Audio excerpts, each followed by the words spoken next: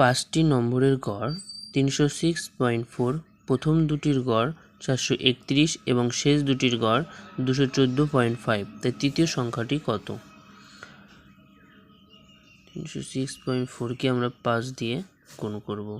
4 5 20, 20 শূন্য হাতে 2, 5 6 30, 2 32,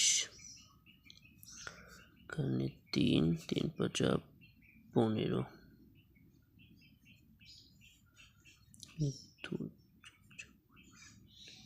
2 হবে, তাহলে 15,320 হলো। এখানে আমাদের এটা হয়ে যাবে।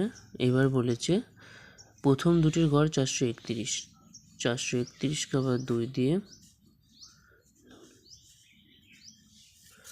তারপরে এবং শেষ দুটির গড় 214.5কেও আমরা করব 2 দিয়ে, 0.5। এবার এই 4 2 9 8 6 9, 4 2 9কে আমরা এটাকে যোগ করব,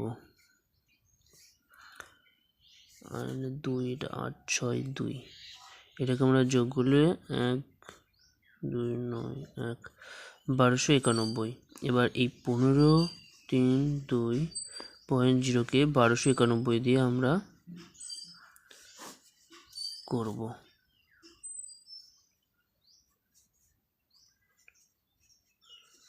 এটা হয়ে যাবে আমাদের অ্যান্সার 241।